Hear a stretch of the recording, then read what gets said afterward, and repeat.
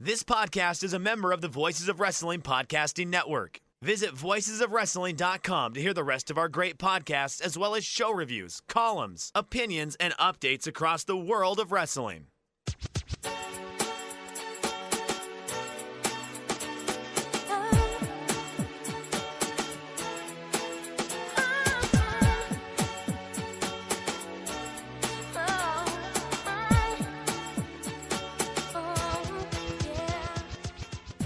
This is Everything Elite, the world's best podcast devoted exclusively to all elite wrestling and the elite extended universe.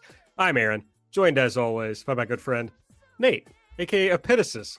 What's up, Nate? And how was the intro this week? I noticed, I feel like you intentionally infused it with a bit of growl there.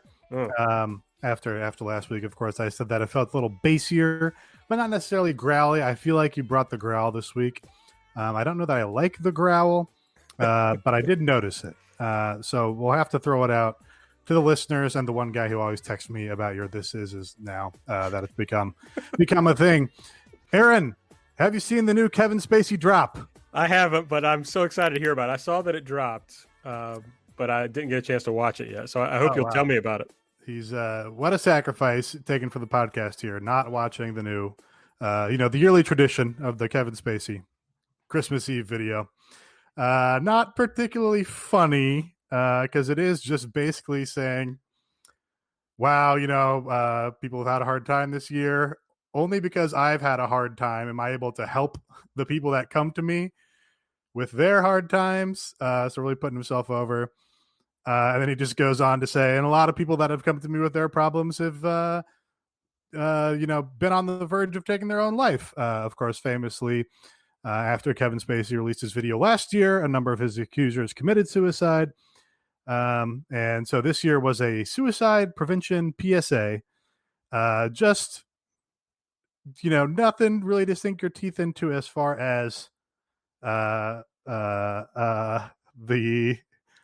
inanity of the thing that he does, but a fully insane, surreal, out of bounds, just absurd evolution in the ongoing Kevin Spacey Christmas video saga. Yes, he is no longer asking us to let him be frank.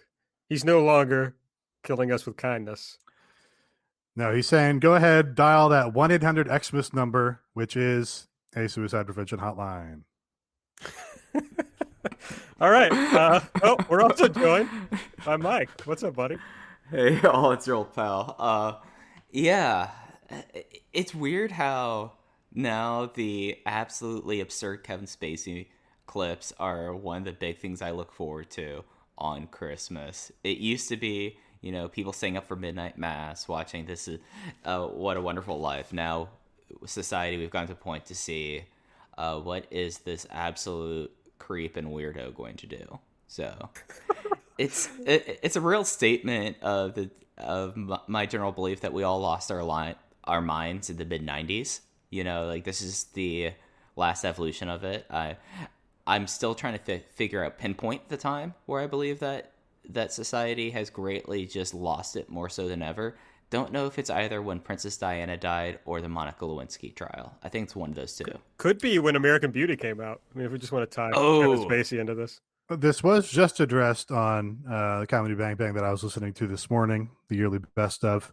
Paul F. Tompkins posited that it was immediately after the release of Charlie Bit My Finger. You see, I think that's a little late, though. I think Charlie Bit My Finger is a little late because we were wilding out before that. Yeah, but I think it's really the point at which everybody got on the internet. When the internet Sure. was just a hobbyist thing and for teenagers in their AOL chat rooms, it had not infected and corrupted and debased every part of the human experience. I guess he was taking the Charlie Bit My Finger as the point at which basically everything and everyone was just always on the internet at all times. Right, the point of inflection. I get what Paul F. Tompkins was doing there. Friend of the show, Paul F. Tompkins, of course. Paul F. Tompkins famously did voice work on one of the SmackDown versus Raw games as like the tutorial trainer was voiced by Paul F. Tompkins for some reason. Actually, I talked to Rachel Millman about this because she was corresponding with him, and he apparently hates wrestling, so not actually a friend of the show. But I would like to get the inside dirt on how a man, one of the funnier people on the planet, came to do the voice work for the SmackDown versus Raw trainer. Well, fans, friends, it's Christmas Eve, and Santa has brought you lots of goodies in the form of this wonderful podcast. And you can get more of our presents over at our Twitter account at Everything AEW. I'm at Aaron Like the Car. Nate is at Epitasis. Mike is at Fuji Heya. Make sure you're subscribed to the podcast on the podcast app of your choice. Give us a 5-star rating and review if that podcast app is the Apple Podcast app. And if you want to support the show, the best way to do so is to head over to patreon.com/everythingelite and give yourself a little Christmas present in the form of bonus audio from your favorite EE boys. On this episode, in addition to all the normal stuff we do, we're going to run down the EE 2020 awards. We laid out all the nominees on our Patreon. Our patrons voted, but we will bring the winners directly to you for free on this episode. But let's get started with Elite or Delete from a very late night episode of AEW Dynamite. Nate, what was your favorite thing from the show last night?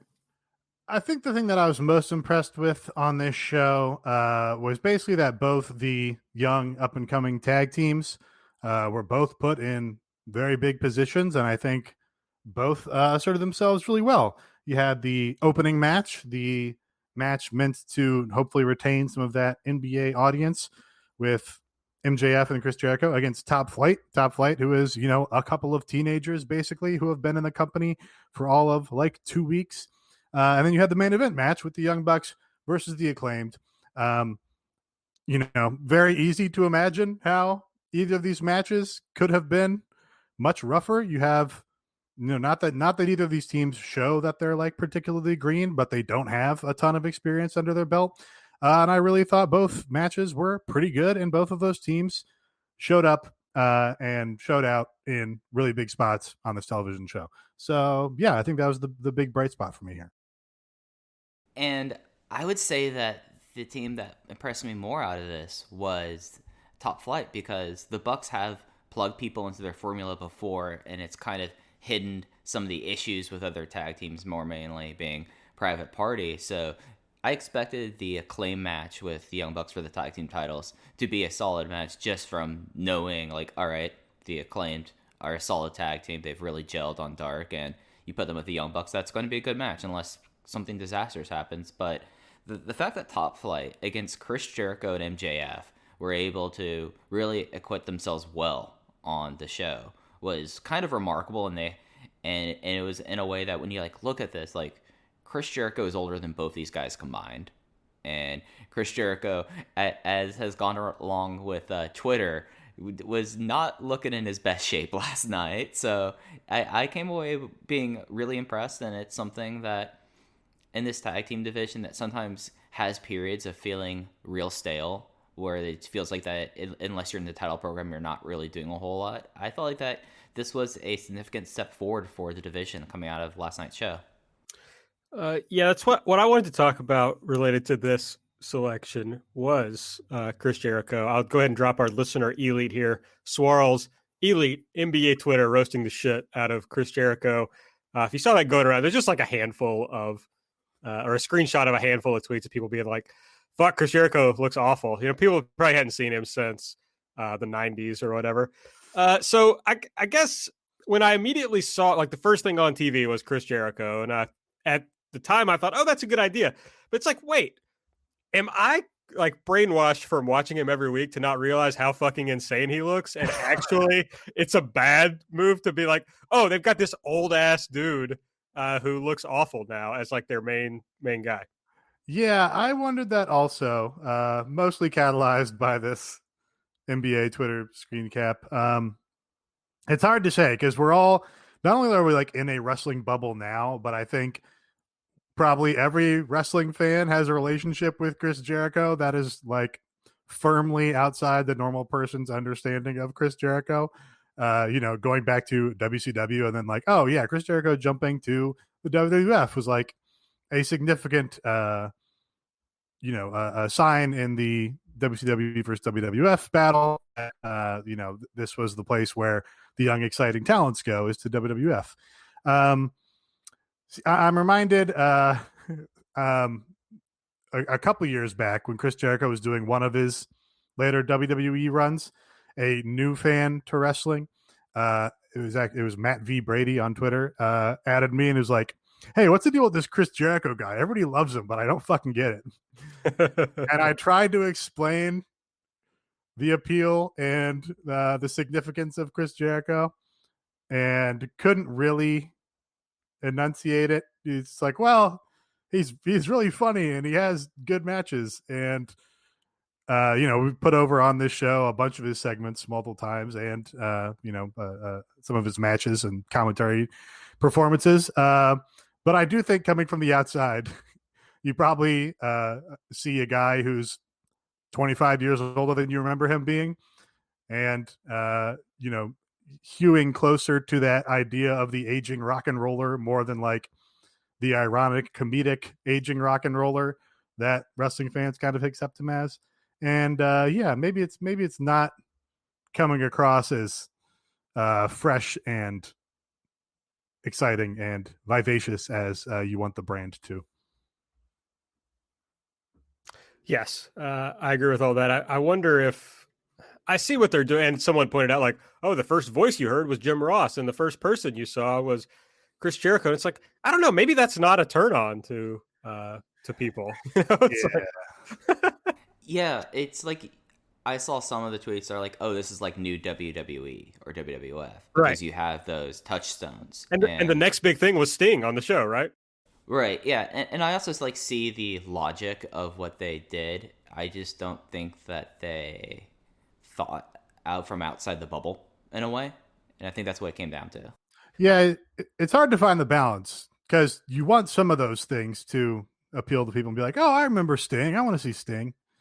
But you also don't want it to be like, oh, yeah, this is fucking knockoff WWF. Well, you don't want it to be TNA, right? You don't want it to be like... Right. They had Chris Jericho in there with three very young guys, MJF and Top Flight. So it's like, I think the idea is in the right place there. It's like, hey, here's the one guy I know, and here's three other exciting young talents. Just you got to find that balance somehow. And it's going to be a different balance for every viewer too. So who knows? Right. It's not quite like TNA having like fucking Jeff Jarrett as the champion, or even later when like Hogan was basically running TNA when it was, long past his prime. They do. I mean, of course, the thing that makes sense is maybe somebody remembers Jericho and then that makes them watch, but then they latch on to these other guys. So I agree, Nate, that I think they're probably going about it the right way, but it does concern you when it's like, I don't think about how crazy Jericho looks, but I guess if you haven't seen him, or if you just turn this on, it's like, wait, I'm supposed to believe that's like fighting other people. Well, it's like, he looks insane. Yeah, he looks insane, and we're in whatever correct level of irony to be like, it's awesome that he looks so fucking crazy, right? And other people are not going to be on that same level. So yeah. All right, Mike, what was your favorite thing from last night? Well, Nate went off board and took what I was going to talk about first. Ooh. So I'm just going to go with what y'all expect out of me. Pac versus Butcher owned. Yeah. This match, it was such a smart match for like a TV match. Like the idea of like Butcher taking 75% of it and then Pac finally kind of getting it together. Then you have all the groups kind of getting interplayed, and then Pac pins Butcher clean, and then you have Archer and Pac do kind of another like stare down, will they, won't they thing. And it's something that they've been kind of lucky about how this all kind of turned out, with like Pac being able to be back in the States, especially considering what's going on in the UK now. The idea of the Lucha Brothers, one of them's injured than the other, and then, Eddie Kingston being able to appear on microphone and be genuinely charming with him and Jim Ross while antagonistic towards the rest of the commentary team. And it just kind of like, and they gave this match like the big 11 o'clock, the big second hour bridge, and I felt like that was perfect for the kind of thing. And I came away with this going like, hell yeah, Butcher. Like, I was going to like this match anyways because Pac's in it, but Butcher was awesome in it as well. It was a great time. We got to see a flying burrito from Butcher, which is tremendous. I mean, if someone's going to like call up like Manny Fernandez, I'm going to have a good time. So I had a great time with this match. Yeah, I thought it was a really good match. I don't. It feels like it's been forever since we saw the Black Arrow. I don't think he's done it. He was even not doing it for a while, and then Yeah. he was doing like maybe a shooting star press into the Brutalizer at some point. Mm-hmm.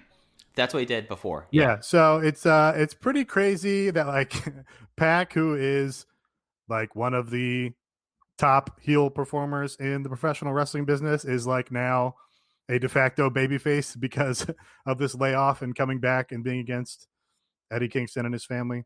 But I mean, it works. You know, I love Pac. I love rooting for Pac. I don't care if he's a bastard. He's with my good lucha friends. So big pop for the Black Arrow. We haven't talked much yet about the Butcher's gear here, which I think must be remarked upon. Hey, talking about looking insane.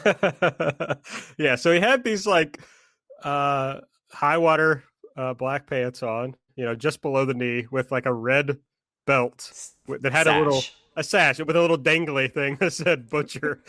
Kicked ass. I mean, but it was just like a wild look for him.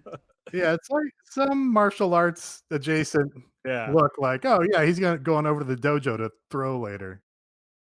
Real Masato Yoshino ass tights out of nowhere. Like it works for him though. He should wear these breeches anyway. All I know is he looked like he felt good about himself when he was wearing them, but it was not confidence for sure. It was all Karate Man. Honestly, walk on that one. Like I like it when I tell a joke and Nate laughs at it, but I like it better when I tell a joke and Nate makes an involuntary noise that shows how much he hated it. It brings me more joy. I mean, I appreciate that one because there was actually like a twist to the joke where you didn't just like make the reference out. All ego, remember that? But there was actually no, you surprised me with that a little bit. So. I am low-key sick with it, so no big surprise there. Don't know what that was. I think it's my turn. I'm just gonna go, right down the barrel here. I'm gonna say Kenny Omega, my elite pick from last night, the promo that he cut. I just think this is the best wrestling character in pro wrestling, period. Right now, he's hitting on all cylinders. Don Callis is like really works as part of this act. They're doing the little TNA thing about Phoenix, and he's like, he's a little injury prone. I don't think we want him back.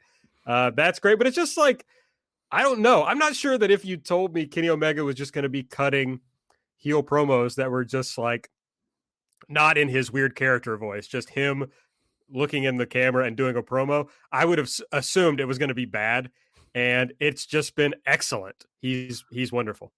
Yeah, I really enjoyed his shirt a lot. And I also really enjoy Callis doing this thing where he puts Kenny on a different level than the talent. He's like, oh, the talent.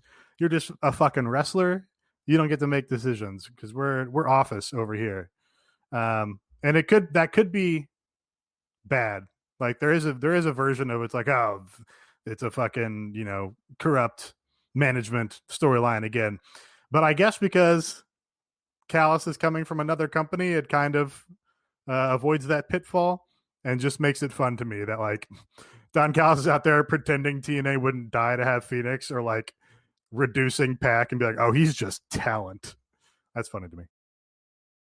It's just something that this act comes off so well. They pop off the screen not only because they are wearing insane things, like Don Callis's rose-colored glasses are just remarkable, and then Kenny's jacket, but the promos and the way that they're doing this is in a way that we haven't really seen from Kenny Omega, that it's not like the overwhelming like super villain character that you saw. It's not like the it is a level of the egotism that you saw before, but it's also I would argue it's much more rooted in reality than anything else he's really done.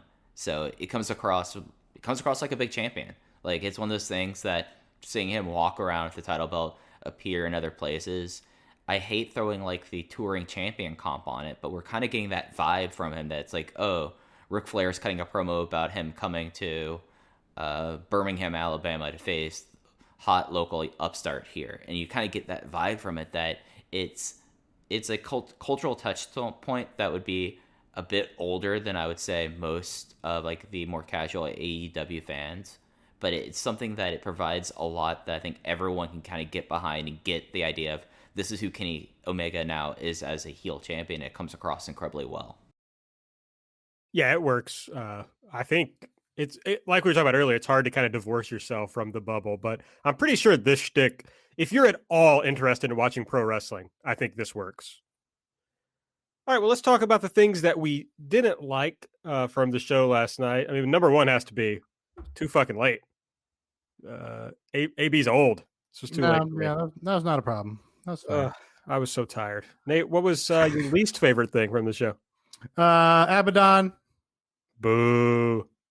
That's it.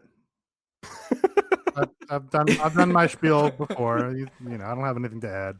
Just not. It's not. I don't like it. It's not for me. I think it's bad. The Shane is something that now she's eating Hikaru Shida. Like that's now something that's happened on TV. Yeah, it doesn't seem hygienic.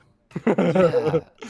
In the day and age and in the year 2020, come on, y'all. If you have a living dead girl out there, you're going to have to make sure that like they're not going to be biting someone, and that's what happened. At least it seems like we're going to get the blow off to it relatively soon.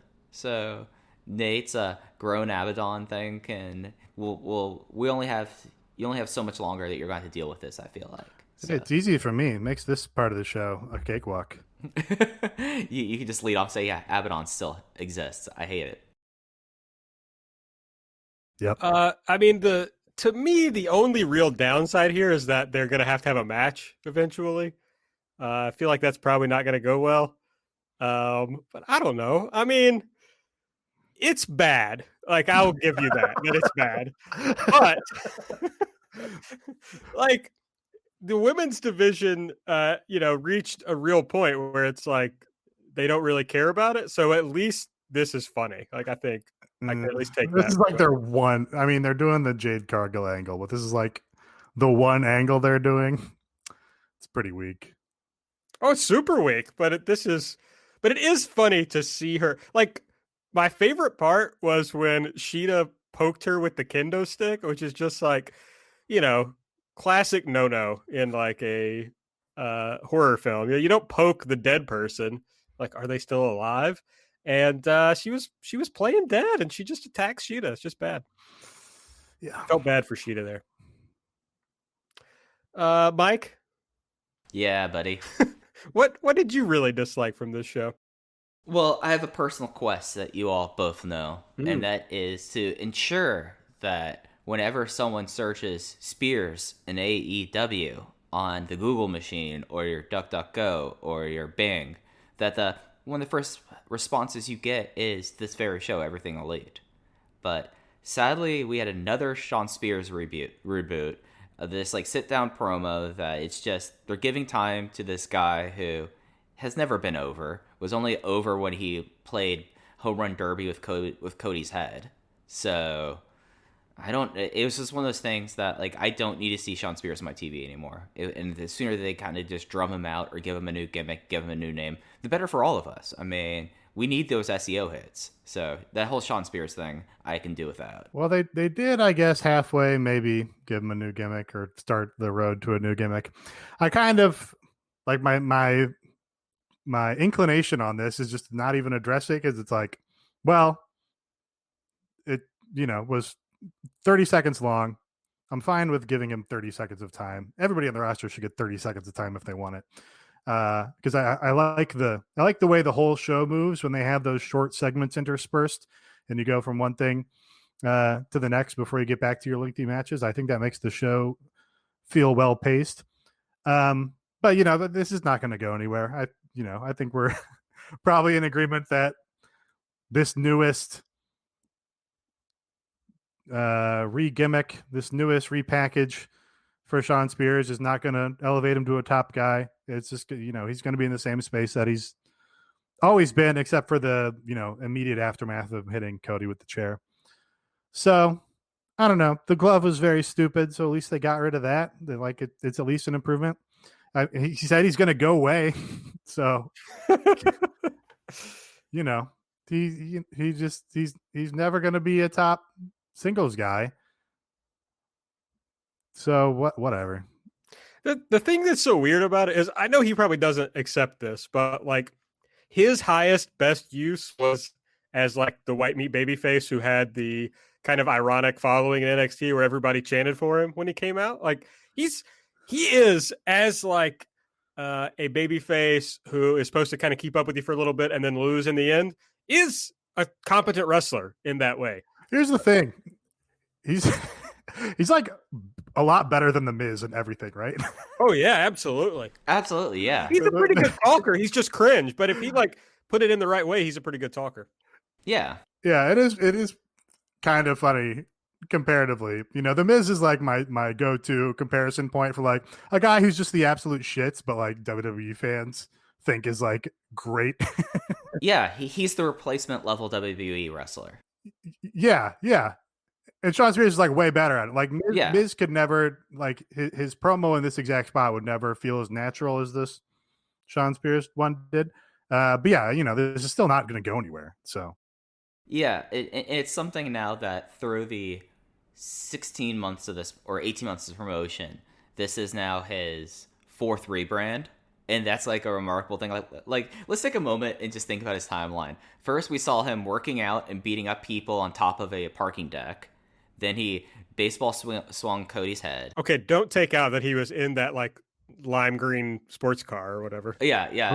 Right. He was super sexy rich guy. Super sexy rich guy. Then the chairman of AEW. Then Tully Blanchard. Then he got the glove and feuded with Scorpio Sky for whatever reason. We still never know why that was a feud. And now he's, I guess, going back to basics. I mean, Tully seems like he seems like he said he's leaving. He said, "I'll come back when you guys." Yeah. Maybe he's just gone. I don't know. Let's do this. Can we come up with a gimmick that would make Sean Spears work? 10 guy again, or baseball swings, baseball or head hunting. 10 guy or head hunting. The chair thing is definitely the best thing that he's done, but they're not. It seems they're not going to do that because people don't want to see the unprotected headshots. So, I do, frankly. I mean, it's really the best thing that he's done. So, if they're intent on getting him over, you know what would be a good evolution to that character? What's that? So Cody had his open challenge for his TNT title, you know, and brought in a bunch of indie guys. Sean Spears should do an open challenge where he only brings in indie guys and hits them with unprotected headshots. And it'd be like, that's right, you're not under AEW contract. You have we're not responsible for your health after this whatsoever.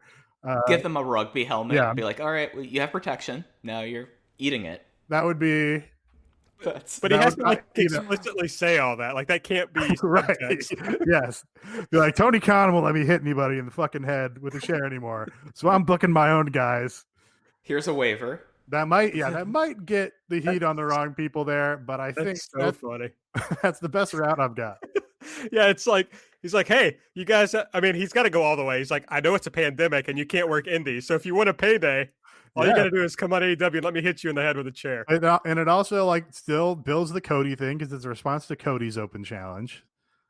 I think that's the route they got to go. And Cody's got to be like coming out like, Sean, you have to stop this. You know, like this is insane. But it's like there's some the hospital bills that you're incurring on this company. But there's some contractual reason. No hospital bills for the company. They leave them to pay their own bill. These are contractors, baby. Yeah.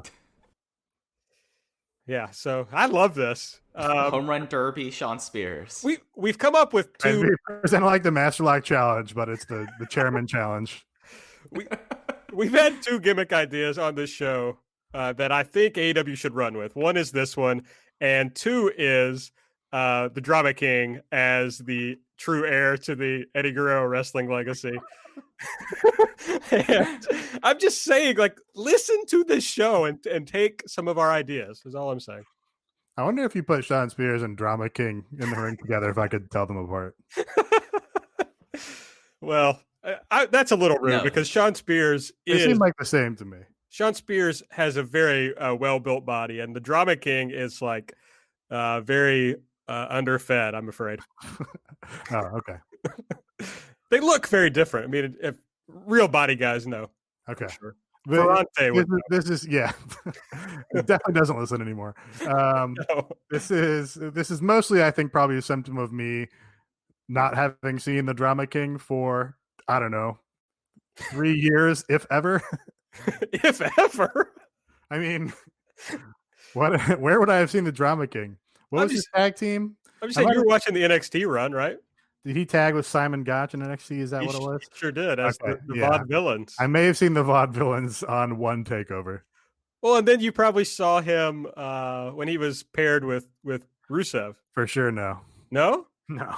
It was out by that point. It was wild, I'll tell you that.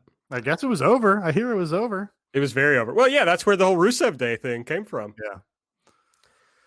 All right. My turn. I know we already talked about this a little, and I'm not deleting Alex Gracia. Alex, if you're listening, I'm very fond of you. I think you seem like a very nice young woman. But here's what I'm mad about. Everybody knows I'm mad. So there was the whole thing. Was it Serena Deeb who said, like, actually, we can't feature any more women on TV because they're not TV ready. They're going to hurt each other if we put them on TV. And then they have, in one segment, they have Alex Gracia and Abaddon as like the two like wrestling talents that they're featuring with Hikaru Shida, neither of whom have shown any capacity as pro wrestlers, like in-ring wrestlers. Poor Alex Gracia, again, who I adore. But Alex, I've watched her now for, I don't know, 3 years probably since she first showed up in Stardom, and just hasn't improved at like 1%. She's just not good at wrestling. And that's okay. It's not for everybody. But they throw her ass on TV to have this match with Hikaru Shida when she has on Dark the worst matches you have ever seen in like a major company. It's remarkable. It's insane. Just like doesn't have the ability to string spots together in any way, but they throw her on TV. So it's like, I know that they're lying to me, but stop it. Stop lying to me. Just be honest about why you won't feature women on this television. Well, here's the thing. There are women that can wrestle that never get on TV. I know. Penelope Ford, I think it's When's the last time she wrestled? It's booked for Dark, so she's in wrestling shape, I believe. Has a big angle coming up. Why don't you have her beat somebody in 2 minutes? Big Swole, not on the show. Britt Baker, not on the show. Rosa, Deeb, Nyla Rose, fucking Layla. Shanna's back in the States. Shanna's in the country. Yep. All these women who can wrestle and are theoretically featured parts of your women's division because you've like signed them to deals, and just not. Allie can wrestle, and I don't even think was involved in the Butcher segment on this show. So yeah, it just mystifying. And it's something that, as you said, AB, she's a known quantity at this point. Alex is, and we know that what you see is what you get. And if Serena is saying, "Oh, we have people that they're not TV ready," then how are you going to get them TV ready when you're giving slots to people that are known quantities and we don't expect them to improve? Why? I mean, I know Kylan King. This was for people who didn't watch Dark. They made a match that between Kylan King and Alex Gracia. The winner got to face Hikaru Shida in a non-title match. The match that Kylan King had with Hikaru Shida was miles better. Just run that match back. It's an inconsequential match. The results and the records are about to reset on January 1. Run that match back because at least you're developing someone there. Like, if you are of the belief that that statement was done in good faith, then you have to be taking proactive steps to have a future where you feel like that people are TV ready and you aren't just bad faith putting people out there that, as we saw, it just falls flat. And it was out of any realm of expectations to think that this match was going to be any good, right? Like we all knew what this match was going to be, and it was exactly that. Yeah. And it's also, you can't tell me that all the matches on this show needed to be as long as they were. You can't cut 2 minutes from both tag matches and the Jurassic Express trios and like have 6 minutes to do another match, like the show would be better for it. All those matches would be better for being shorter.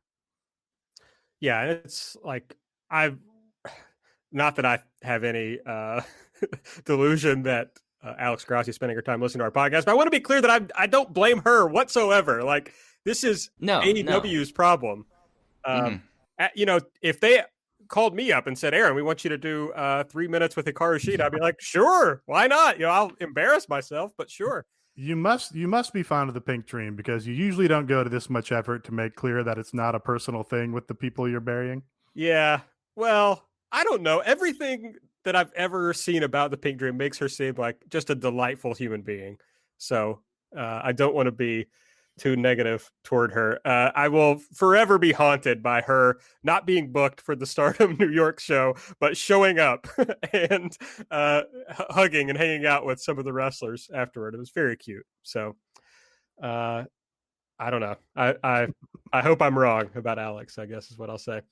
Our listener, Delete, our good friend Tharo, says, Sting's cool, but we got to go somewhere with this instead of rerunning the same thing every week, please. Yeah. I mean, I think the third consecutive week of this promo battle between Sting and Tony's there, and then the Taz family shows up. Yeah, would love forward momentum.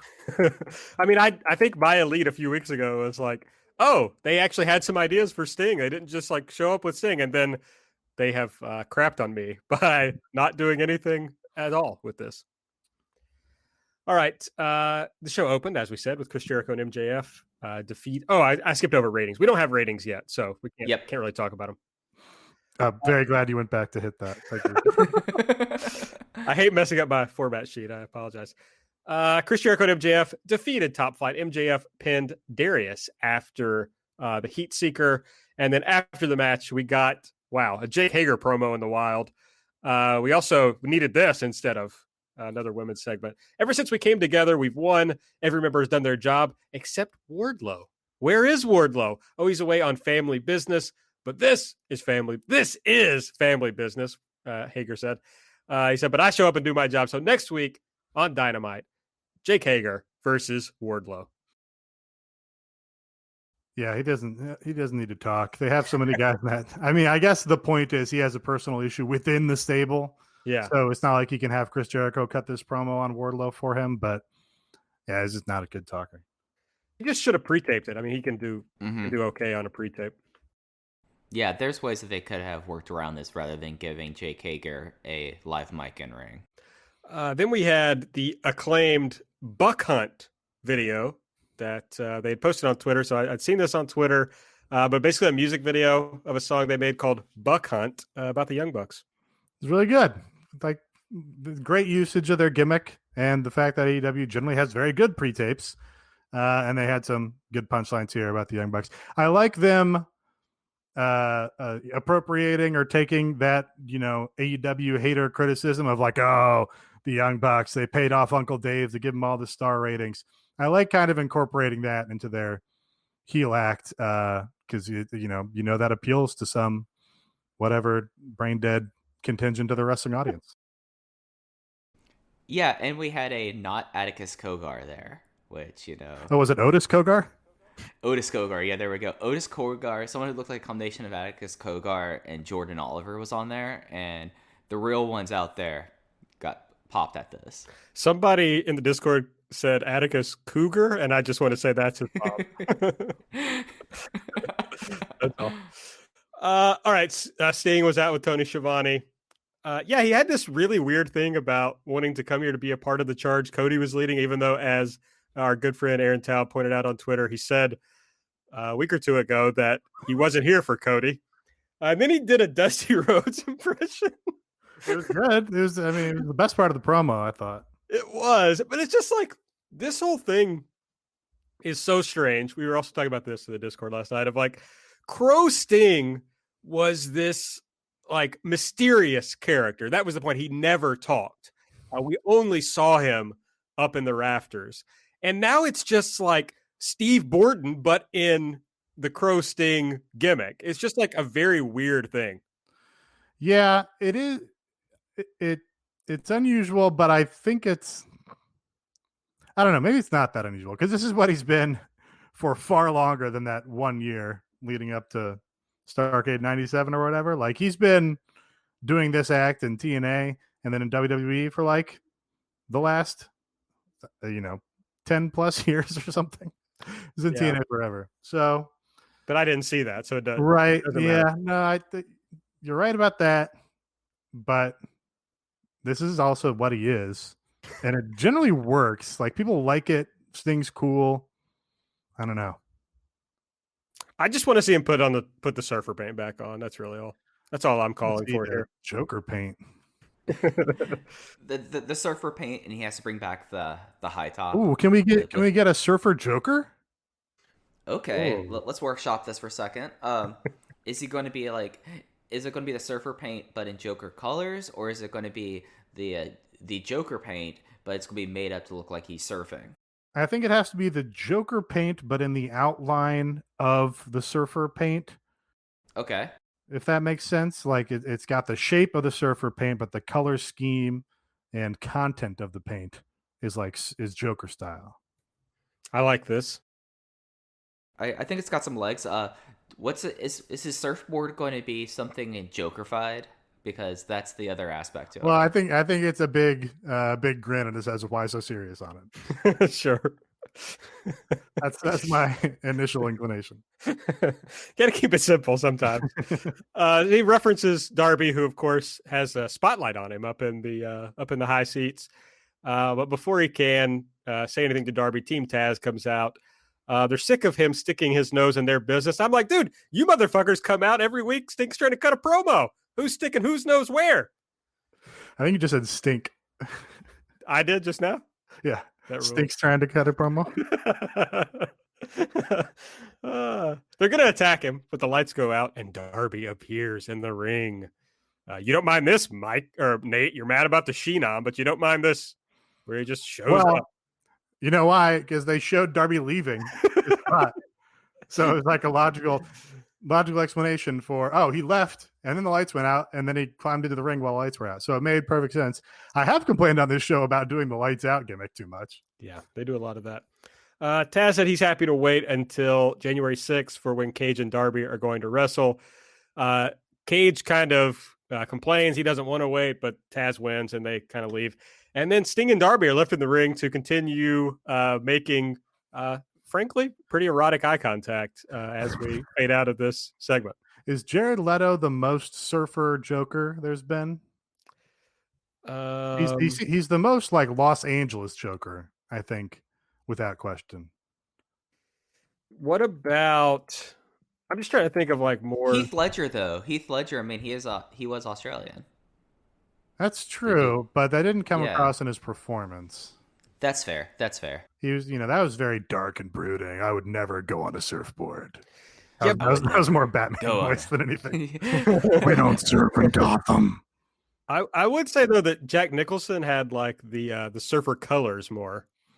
Sure. With his character. We don't surf in Gotham. We have no beaches. It is cold. That's my bad. I watched the Harley Quinn movie the other day on the Mac. Yeah. Living the Mac's life. Hell yeah. And they just made Gotham Los Angeles. Like they go and buy tacos. It's like sunny on like fucking Rodeo Drive, and it's like, yeah, this is Gotham. Yeah. Right. Warner Brothers just doesn't care. Yeah. They don't even care at this point. Like, I respect it in a way. Going like, yeah, no, Gotham's just going to be everywhere. Then is Metropolis next going to be Omaha, Nebraska? Because that's what I want to see. Yeah, but Gotham just encapsulates all parts of the Metro. Yeah, the greater U.S., meaning the three most populated cities. MJF is backstage. He, tries to point out that the cameraman is not hidden. He's actually invited the cameraman. It's like, just let go of this. Like, no, I like it. I like it here because it also makes him seem like a phony, even though. Yes, that's true. That's true. He's going into a room where Santana and Ortiz are, they don't like him. They're getting up when he comes in. MJF says that he knows Santana lost someone close to him. I think we talked about this last week, but his stepfather recently passed away. And MJF talks about how he also lost his grandfather recently. He knows how hard that is. He's here for Santana if he needs anything. Santana tells him to keep his head up. They shake hands, hug, and then Ortiz comes through, and they also shake hands. So a sweet little moment. Yeah, so I like it because it also raises the question, like, oh, is he a phony or is this genuine? And then we don't know. But if they're doing, maybe this is how MJF gets part of the inner circle on his side for the ultimate inner circle implosion. So yeah, a little bit of intrigue there. I was really holding my breath, afraid that he was going to make some off-color joke about Santana's stepfather dying. Yeah. I'm glad that didn't happen. Yeah, that would have been annoying. Yeah. Jungle Boy, Luchasaurus, and Marco Stunt defeated Colt Cabana 5 and 10. Jungle Boy pinned 5 with an assisted power bomb. After the match, Tony Schiavone was in the ring to interview the winners, but Tully and FTR interrupted on the Tron. Tully said FTR is the 2020 Tag Team of the Year. He says he knows the Jurassic Express guys want to make a name off of FTR, but if Marco sticks his nose in, Tully might have a flashback to the 80s. Marco flipping out after he said that. Yeah, that was the highlight to me, is like Marco got actually offended that some old guy talked shit about him. And the way that he started flying around and then both of them caught him at the same time was pretty great visual image. Great work from Marco here. Match was fine. It was a decent match. It's what you expect. I love seeing Alan Angels each time, and Colt Cabana is the weird member of the Dark Order is interesting to me. Yeah, it is. I guess they must just be waiting on Brody to come back to figure out where they're going with the Colt story, because the whole thing was, Colt was being initiated, and then Brody got mad at him for losing a match or whatever, but then Evil Uno was, still being nice to him or whatever. So I guess you need Brody back to continue the angle of, oh, the leader of the Dark Order actually doesn't like this guy. That computes to me, but seems like it's been on the back burner for a while now. Yeah, Dark Order is just kind of back on the treadmill. I mean, they just are doing the same stuff over and over, waiting for Brody, I guess. Yes, but at least they did find a couple cute little stories to do in the interim. The Adam Page thing is good, genuinely good. And the 7 Dusty Rhodes thing, or Dustin Rhodes thing, is like, oh, that's a fine little holdover feud for Evil Uno to get a little more presence on the show. So yeah, it is on the back burner, but I don't know. It's not getting tiresome to me. Kenny Omega is backstage. He talks about how Fenix chokes every chance he gets. And now you have to face someone who doesn't love you. He's referring to him facing his brother previously. In fact, someone who doesn't even like you. Honestly, Kenny says he's afraid he might put Fenix out. But maybe Impact will take you back. But Don Callis says he doesn't know. Fenix is a little injury prone, but they could call Conan. And so Conan gets, I think, his first shout out on AEW television. Conan was in the Las Vegas vignette. Oh, that's right. I apologize. So Conan is maybe he's AAA and Inner Circle affiliated. Right. Yeah. Whereas Don Callis is Super Elite and TNA affiliated. There's a lot of moving alliances and allegiances going on. We will have the yarn chart in 2021. Now, is Conan the canonical booker of AAA in AAA's story? I feel like maybe not. Kind of. It's something that's mentioned that he has power within the company, but he's not canonically the decision maker, even though everyone knows he is. It's just one of those things that's not kind of referred, because he was affiliated with Kenny and the Bucks when they came down in 2019, because he was the heat magnet, so they could get any heat whatsoever. Yes, but then was simultaneously opposed to Cody, despite Cody being with Kenny and the Bucks at that time, right. and sicked Taurus on Cody.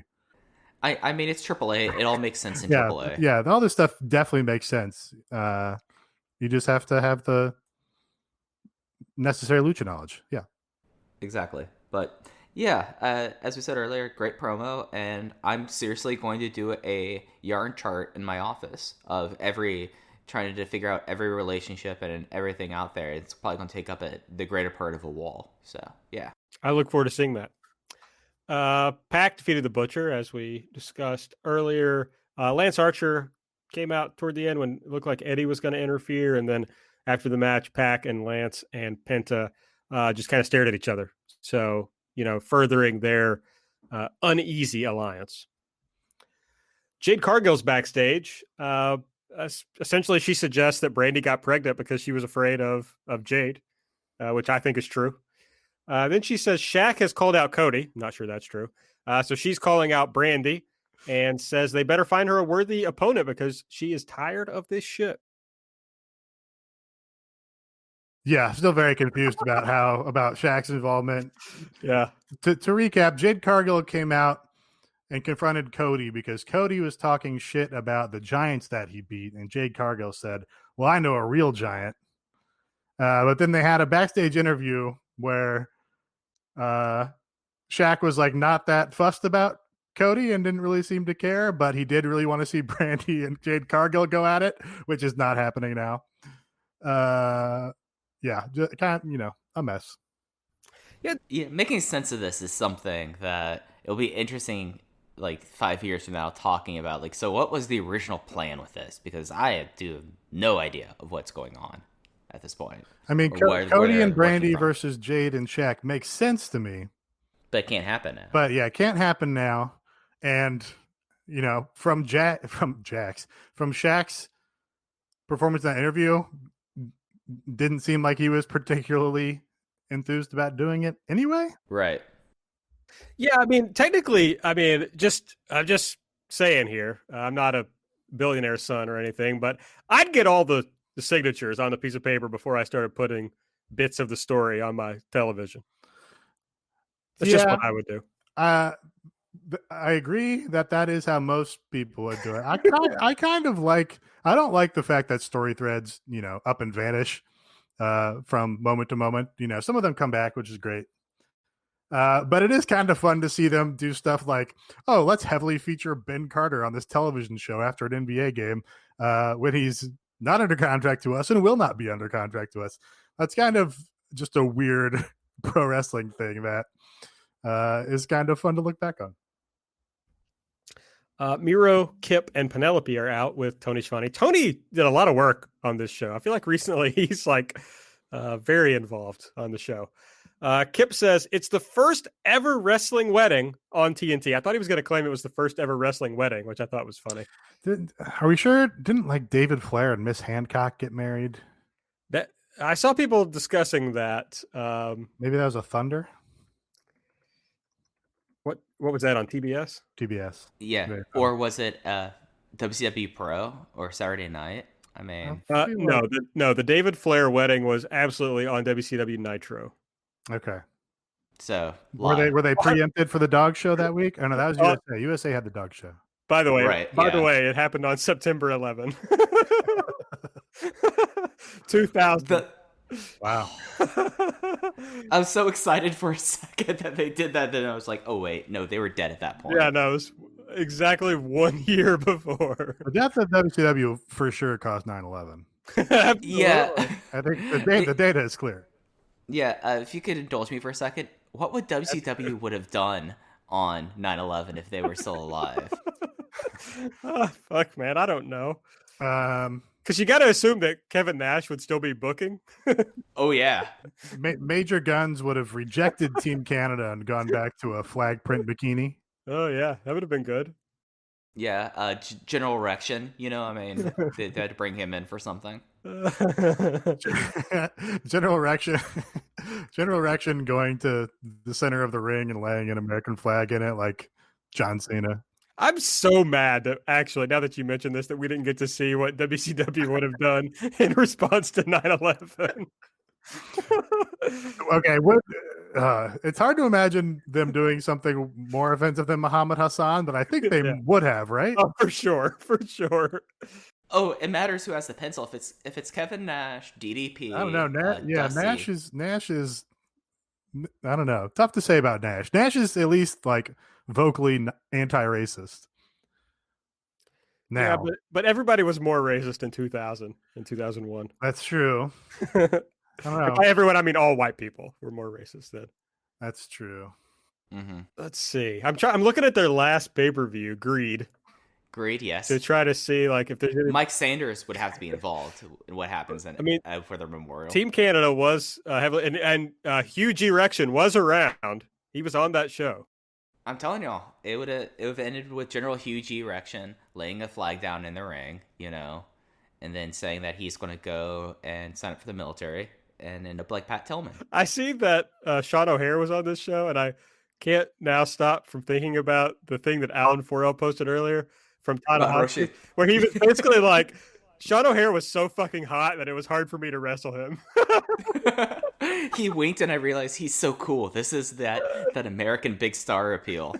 He literally said it's hard to wrestle someone with that much sexual energy or something like that. I gotta find the tweet now. I mean, it's not an issue sometimes with just wrestling in general. The person has just too much like raw sexual energy. We cannot. Oh yeah, he said he certainly had that U.S. wrestler aura to him. It's tough facing a guy with that much sex appeal. He had the mental edge for that match. God, because all Tana could think about was how hot he was. Tanahashi's so cool. He is. God, he doesn't mind to admit that Sean O'Hare was just a fucking babe who really got in his head. So I mean, the world's full of babes and hunks, and we just have to accept it. And Tanahashi is secure enough of himself to say, yes, Scott O'Hare, big fucking hunk. Couldn't wrestle my best game against him because I was so distracted by him being a hunk.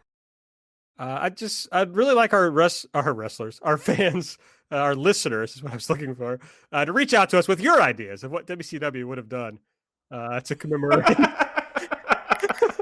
September 11, 2001. I can't believe I just broke the show by asking that question. That has really ruined my life because that's all I'm so mad about it now. All right. Yeah, we're talking about Miro, right? Right. So Kip says the wedding's going to be a big deal to everyone at home because their lives suck. So they're looking forward to this. They're going to show a video on the Tron about the best friends, but instead the best friends music hits. But we find out that it was a joke, and Kip and Miro and Penelope are just having a laugh. And instead, they put up some footage of Trent getting in an ambulance with Chuck and Orange. And then after that, they announced that the wedding is going to happen on February 3rd at Beach Break.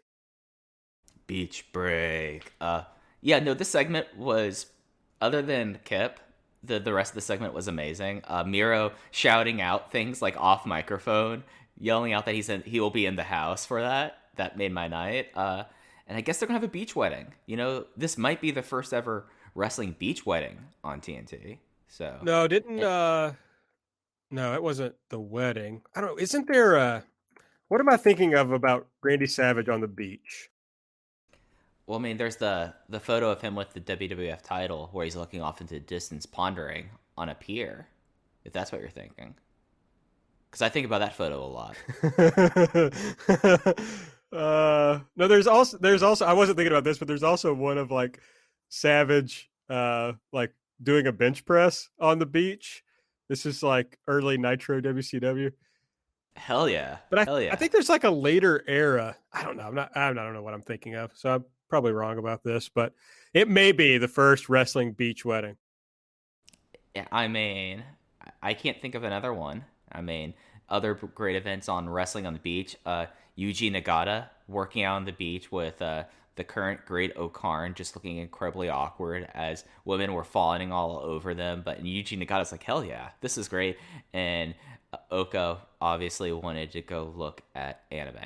Okay, what I was thinking of was Randy Savage's shoot wedding to his wife, Lynn. Right, yeah. That definitely happened on the beach, but not a wrestling wedding. I apologize. Okay, then we had Dustin Rhodes defeating Evil Uno with a running bulldog. Real SMW hours here with a bulldog finish. After the match, Uno was on his knees asking for Dustin to shake his hand, but a babyface Dustin pretends to shake his hand, but kicks him in the head instead. Stu Grayson attacks. Lee Johnson tries to make the save, but fails. Same for QT. But then Lee Johnson recovers. The big shotty comes back and cleans house. I kind of like how this angle is going. Like we talked about how they're kind of treadmilling it with like the inner circle. But like this idea of the real B team, or really, to be honest, the C team, seeing that the Gun Club win all the time, getting to face inner circle like this, and Lee Johnson getting more time and getting to see more of that, and he was the one who cleaned the house, not QT's great forearms or Dustin Rhodes. It's pretty effective. I'm interested to see where this can go. I mean, would it be like Uno, Grayson, and maybe they try to pull? This is where they really try to pull in Adam Page. That's an interesting kind of program. Okay, then we had the Sean Spears interview that we talked about. The only part we didn't mention is that he said, "You tell Tony and all the executive vice pricks, I'll come back if I feel like it." I liked that. I thought that was funny. Shida was backstage with Dasha, but Abaddon attacked. Michael Nakazawa there to help Hikaru Shida. Very nice of him. And then Hikaru Shida defeated Alice Gracia with the Falcon Arrow. I guess I should appreciate that they did the attack angle before the match. Well, I guess and after the match as well. Yes, yeah, it happened on both sides. It was a nice variation on the formula where they have an attack angle in every single segment. That it's like, no, this attack angle happens before the segment. It actually also happened in the middle of the match. Yeah, we are. We're reaching a saturation point where there's just going to be attack angles happening simultaneously with every match up and down the card. Yeah, and in the main event, the Young Bucks defeated the acclaimed Matt pinned Max Caster after the BTE trigger. Kind of thought that was interesting in that I think everyone agrees that Bowens is like the wrestling prospect of the two. So interesting that Caster took the pinfall. All right. If you enjoy the show, you want to support the show as we head into the new year, you can head over to patreon.com/everythingelite. Don't hit that fast forward 15 seconds, baby, because we got the awards coming in a little bit. Also, it's important to listen to how you can support us. We got 3 tiers. The middle tier, the $5 tier, gets you all the audio content that we do. This past week, we had a best of 2020 episode that, frankly, was very well responded to, or whatever. Imagine I said something that makes sense, and made me wonder, like, I talked about this with Mike on Light, do we talk about wrestling too much on this show? Well, who complains that we don't talk about wrestling enough? Like one YouTube commenter? Also, Oatgan. Oh, yeah, he wanted to hear about the Lee Johnson. He wants us to really break down the matches on Dark, which Mike and I do not do. Yeah, I don't have a ton to say about matches.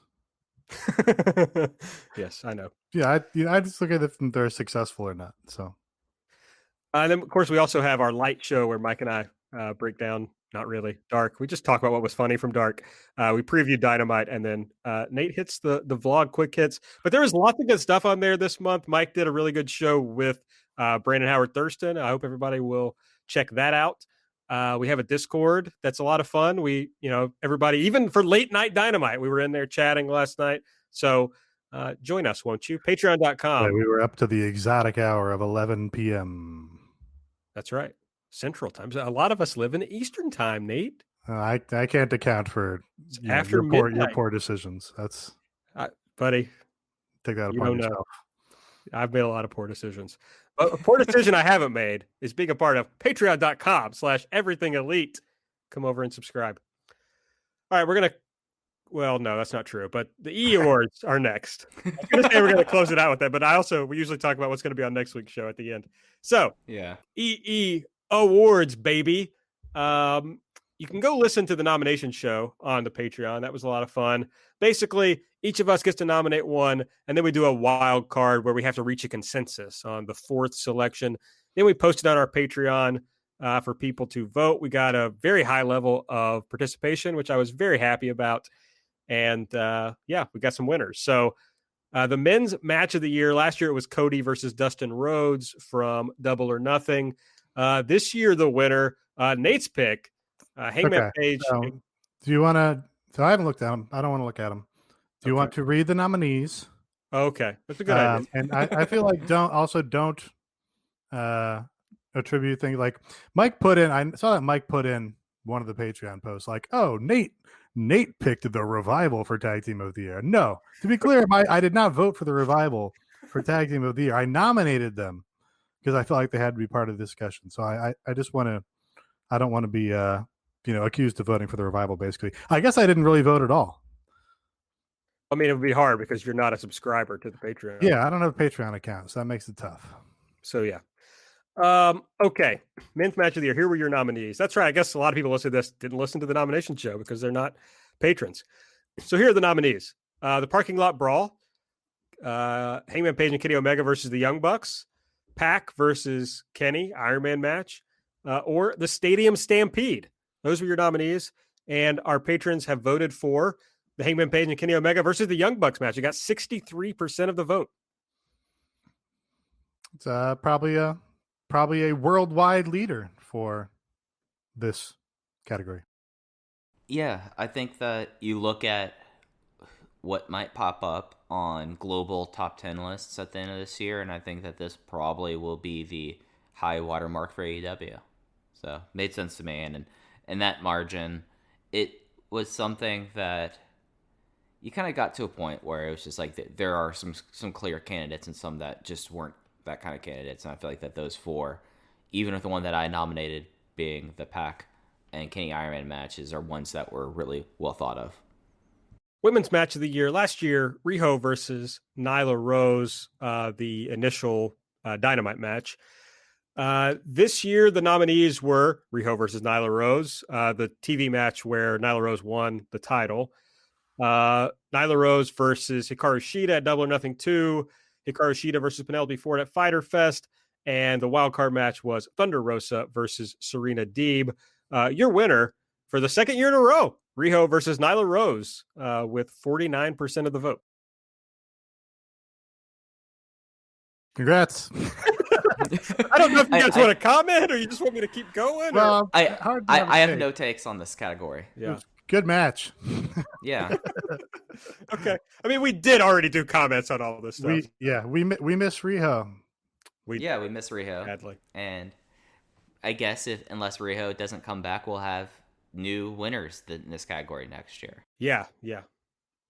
The men's wrestler of the year last year, Cody, was the winner. This year, our nominees were Jon Moxley, Orange Cassidy, Brody Lee, and I almost said Mike Lee, and Kenny Omega. The senator from Utah was not able to sneak into the nominations. Jon Moxley, your runaway winner. I think the most runaway winner, 77% of the vote. Yeah, that was the highest percentage in any category. Yeah, he had a really good year. Acted the part of a champion better than anybody has maybe done in the West for a very long time. Turned in some great promos, had some great matches. Kind of mostly just wish that his big run capping match with Kenny had been better, but we're still moving ahead with that storyline. So yeah, no. Great year for Jon Moxley. He's also, I think, was top of the PWI 500, I want to say. And as I imagine, he's going to be, on top of Wrestler of the Year voting again all across the world. Yeah, I mean, he had probably the best babyface American title run in a long time. And the big shame of it was that almost all of it happened without crowds. And I think that's something that's a testament to how good his run was. It still came across like this, even though the majority of it, there were no crowds. And then at most, you had 1,000 people there for one of his matches. So, Women's Wrestler of the Year, the 2019 winner was Riho. I'm just thinking about how funny it is that neither of the winners last year of Wrestler of the Year were nominees this year in either category. So, the women's nominees were Britt Baker, Nyla Rose, Hikaru Shida, and Thunder Rosa. And Hikaru Shida runs away with it, 68% of the vote. Yeah, she was the only pushed woman for, I don't know, at least 40% of the year. Yes, easy one. Tag team of the year last year, it was Santana and Ortiz. Wow, they really didn't get as much focus this year. The nominees for this year, the best friends, Nate's pick, FTR, Omega and Page, and the Young Bucks. And the winners were Omega and Page, I think rightfully so. 63% of the vote. Yeah, I mean, they carried the division with those tag team title matches for a long time. Kind of look back and think more fondly maybe about the best friends, maybe just because they're a more established team and they're still together. But hopefully they're in line for a push and they can get to this level next year. Yeah, I mean, it's one of those things you look at the categories, and it's probably something that really says how strong the year was from Omega and Page, the fact that they clearly ran away with it from more established teams. Show of the year last year, Double or Nothing. This year, the nominees: Revolution, Double or Nothing, Fyter Fest Night 1, Saturday Night Dynamite. Revolution, I guess Revolution actually tied Moxley. I missed that earlier. It also got 77% of the vote. Tied for the most running awayest. Yes. Largest share of the vote. Feud / storyline of the year. Last year was Cody and Jericho. This year, the nominees: the Kingston Moxley feud, Orange Cassidy and Chris Jericho, Best Friends versus Santana and Ortiz. The wild card pick was Team FTW versus Team Darby. And the Kingston and John Moxley feud wins with 67%. Yeah, great fucking promos. Really got a lot out of Eddie Kingston in his relatively short run in this company so far. I'm realizing this is just a hard segment to do. Yeah, should have thought it out more, perhaps. I mean, I'll say this. I feel like it's going fine. Okay. Yeah, good, it's going good. It's going great. You're doing a great job, champ. Thanks, Keep it thanks. up. I will say that looking overall, there's only one of these that I was surprised by the result. So when we get to it, I will have a lot to say. All right, best on interviews. Cody in 2019. Cody really racked up the wins the first year of AEW. Our nominees this year: Eddie Kingston, Taz, Ricky Starks, and John Moxley. Eddie Kingston wins. Ricky Starks got 0 votes, folks. Yeah, Really good. that was a bad nominee for me, even though I think he is a great promo. I think it's a good one. It's just this was a year with the other 3 guys in the category are we're really good this year. Yeah, I mean this is going to look a lot like your top 5 best on promo Observer Awards is going to be all of these guys. So what can you do? Mm-hmm. Best on Twitter, Chuck Taylor was your winner in 2019. Nominees this year: Nyla Rose, Big Swole, Chuck Taylor, and Luther. And Chuck Taylor, our only, I think, repeat winner. What was this percentage? How did Luther do? 61% for Chuck Taylor. And this is me trying to load the post up to figure out. This is what it sounds like, folks. Peek behind the curtain. You can hear the gears turning in the laptop. How many years until we have to retire Chuck Taylor from this category? Because I feel like that there's a legitimate conversation that Chuck Taylor might just win this category as long as this category exists. That's certainly possible, especially with our patrons it's a very pro Chuck group. Luther came in second, but he only got 19% of the vote. I don't know. I feel like the curse of Twitter is that after you've read enough of somebody's thoughts and basically solve them, then you will get annoyed about them regardless of how much you might like them. I feel like that's kind of systematic within Twitter. So, a couple more years of Chuck doing his little Chuck thing. Be like, all right, Chuck, we get it. Fucking move on, buddy. Breakout Star 2019 was Darby Allin. The nominees this year: Will Hobbs, John Silver, Ricky Starks, Anna Jay. The closest of any category, Ricky Starks is your winner with 48%. John Silver right behind him with 43%. We had a lot of debates about the nominees on this one. We did. Mm-hmm. We really did. I was vindicated as my nominee won. So it's okay. Nate. John Silver is not as much of a breakout star as Ricky Starks. Well, at least my nominee did better than Aaron's nominee. That's fair. That's fair.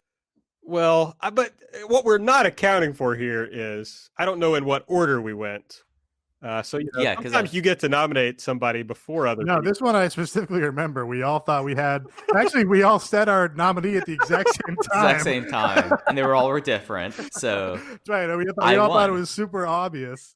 Wait, but didn't we all miss someone on this? No, or was there another category? There's a category. We forgot Brandon Cutler and Peter Allen. Oh yeah, that's right. That's right. Very funny. Okay. intangible of the year. This is basically where we try to throw something in that we couldn't find a spot for anywhere else. Oh, and I lied to you last category. This was the closest category. Jesus. Excalibur won in 2019, which problematic choice for us, honestly. Looking back, really wish we could take that one back. This year, the nominees were Dark Jobbers, Sue, Wardlow, and The Gooch. And Wardlow was your winner with 38% to Sue's 36%. That surprises me a little bit because Wardlow is like too genuine a selection. All the other ones have a nice sheen of irony on them. Right. I hope Mickey Cooch Jr. is doing okay right now, by the way. I feel like I said that on the nomination show too. We have a fairly sincere group of patrons, I would say. Yeah, I'd say we're probably more irony poisoned than our audience, yes. Yes, for sure. Which, maybe we should think about that. But I can't. I will never think about anything. It's just my brain. Dark Wrestler of the Year. This was the first year of the category. The nominees were Red Velvet, The Little Hurt, Frankie Thomas, Alex Gracia, after I buried her on the show earlier. She did get nominated for Dark Wrestler of the Year. And Brandon Cutler was the wild card. And the wild card won. 58% of the voters went with Brandon Cutler himself. The heart and soul of BTE. Indeed. The nemesis of good old JR. And finally, best shoulder content. The nominees were what you would expect: Being the Elite, A Shot of Brandy, Miro on Twitch, Sammy Guevara's vlog, and the classic one, Being the Elite, 51% of the vote. Don't like it. I think that it was a weak year for Being the Elite. I think Sammy Guevara's vlog is ascendant. Miro on Twitch is excellent. And of course, the Shot of Brandy is the best thing that they put out. So I have to say that I'm disappointed in this one. It should have been A Shot of Brandy by far. Yeah, I can't call it a weak year for BTE because they basically fully rehabbed the Dark Order and turned them into like the hottest thing in the company after having been like the worst thing in the company. That's fair. That's fair. And some good bits interspersed throughout. Anna. So yeah, Sammy G vlog is of course the hipster's choice. That's the one that's on the rise. That all the Cody has jumped ship to that vlog famously. And so that's the one to keep an eye on. A Shot of Brandy, I guess they have to retire or make it what do you replace it with? An espresso shot of brandy? Is that the solution on account of she's with child? I think you have to find a new host or do everything non-alcoholic. A shot of... I'm gonna tell you guys, a lot of people, I think, continue to drink in moderation while pregnant. Yes, but they don't drink in moderation on that show. That's true. She gets sloshed. That's true. Okay, coming up next week on Dynamite, the New Year's Smash Night 1. It's a big ass show. We got the AEW Men's World Title, Kenny Omega versus Phoenix. Jon Moxley will return, so he is definitively not going to be in Japan for Wrestle Kingdom. You doubted Tony Khan when he said that he was not going? Yes. Wow. I mean, I've been trying to tell people for a while, he would have had to have been in Japan last week. Well, nobody knew where he was last week, so he certainly could have been there. He wasn't on Dynamite. I had a good reason to believe that he was in the States. Well, I don't stalk his house, so I didn't. I don't stalk his house either. I did. You make me seem like a creeper. I don't try to peek in his blinds and see what's going on. So I don't know. All I know, I'm just a lowly podcaster. I don't know anything. The AEW Women's World Title, Hikaru Shida versus the Shinam, Abaddon, and Jake Hager versus Wardlow. So a pretty big card here. Yeah, Wardlow gets to wrestle. How about that? That's right. Wardlow hasn't wrestled that tag match that he had with MJF? Yeah. And it's been a while. Okay, is this going to be the Jake Hager match that delivers, Aaron? I mean, he's in there with the undefeated, the unimpeachable Wardlow, who delivers in every segment that he's in. And now he's got the toughest task of his career against Jake Hager, the guy whose segments never deliver. The 2019 Intangible of the Year winner, Wardlow. 2020, you mean? It's the deliverable, the deliverable object against the undeliverable Racist? I don't know. Parcel. Parcel? Parcel. Yeah, I mean, this is probably the least well-built of the Jake Hager singles matches. For sure. Well, the tension has been brewing for a while, but then they're just like, now the match is happening. Yeah, it just doesn't feel as hot as it might have at one time. So I have not gotten worked into thinking this is going to be good, but there's still time for them to release a Road to that will get me talked 100% into it. Then after that, the New Year's Smash Night 2 with Snoop Dogg, the host of the Go Big show. As Ogan pointed out, that's now exactly how he's being billed.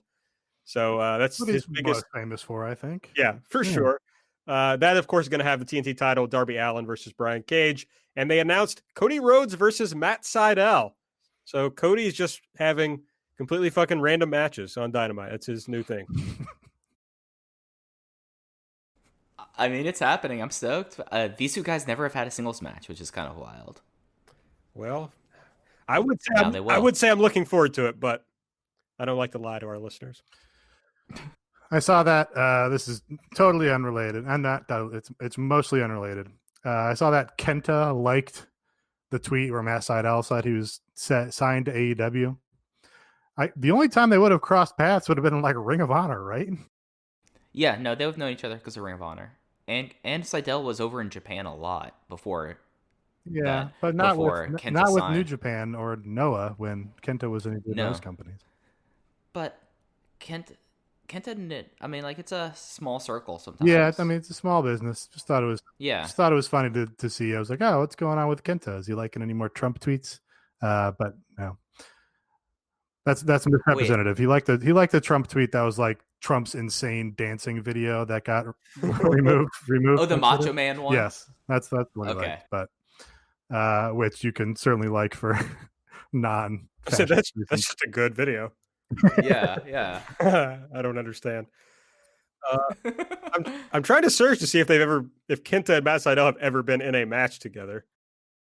It would have had to be in Ring of Honor, but at that time, Matt Sydal. No, I don't think it would have lined up. Well, cage match is not helping me, so it's just not loading anything. So I guess we'll never know. We will never know if this match happens. Yes, we'll never know. And if it does, you're going to add Aaron at Aaron Like the Car. Sure. And you're going to let him. Everyone, you may have seen that one person has said, hey, Aaron, they had this match in this date. That's fine. You keep on sending it to him. Just keep on telling Aaron when this match might have happened. Oh, wait. Well, I guess we kind of addressed this, but we did have a tweet earlier today of somebody wanting us to address having Jericho in that first segment with the NBA fans. I guess we talked about that, didn't we? NBA fans, the younger demographic. Yeah, we talked about it. Oh, well, first of all, I just wanted to make sure we talked about that since someone specifically asked us to. But I think we covered it. But Kenta and Matt Sydal had a match at Ring of Honor's The Bitter End in Philly in November 2006. See, now everyone go tweet at Aaron that they had it in November 2006. Yeah. Yeah, it happened. Okay. I was just trying to do some housekeeping, some constituent services there. We got a on the Jumping Bomb Audio Twitter account. We got a tweet that says, "This is someone who follows us." They tweeted, "At JBomb Audio Podcast is like throwing literal shit at a wall with RNG aim and trying to predict where it's going to hit." Do you know what RNG aim would mean? No, I was hoping. So it's random number generator. Okay. What?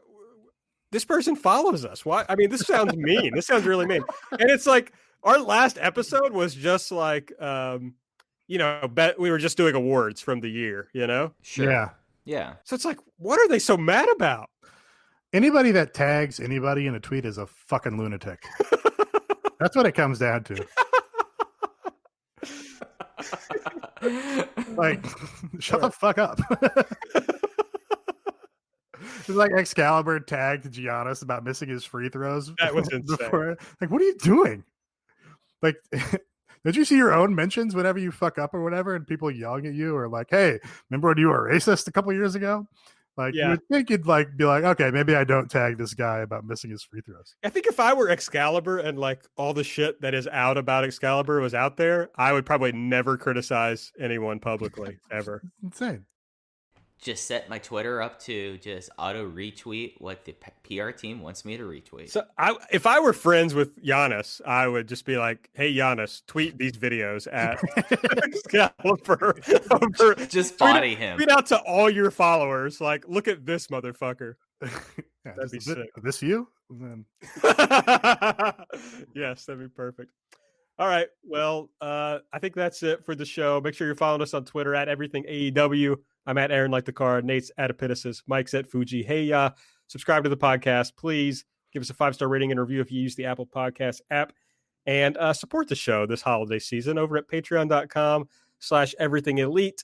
Is this the last show of the year? Or will the next one, I guess, technically be on New Year's Eve? Are we going to record on New Year's Eve? What the fuck do we well, I'm not going out. Yeah, definitely not going out. Okay, it's not the last show of the year. But anyway, thanks, everybody. But if we record it on the last day of the year, then you might not get it until next year. So this probably is the last show of the year. So thanks, everyone, for listening this year. We appreciate it. I know the year has been shitty, but I hope everybody has. If you're celebrating Christmas, hope you have a nice one. I think Hanukkah's over now, right? Is Hanukkah over? Yeah, Hanukkah's over. Yeah. Hope you had a nice Hanukkah, Kwanzaa, all the many varied holiday celebrations. And thanks for spending an hour and 46 minutes so far with us. An hour 30. Well, I started the stream before y'all got on. Thanks for spending 90 minutes with us. Well, if we keep talking, it'll get longer, Aaron, and then you'll be proven correct. So I don't know. I know it's important to you to be proven correct over Mike. Yes, that is important to me. And just wait, because I have receipts. Oh, what a tease. I mean, I have brain damage, so come on. Come on. All right. Okay. Thanks, everyone. For Mike, for Nate, I'm Aaron. We'll see you next week.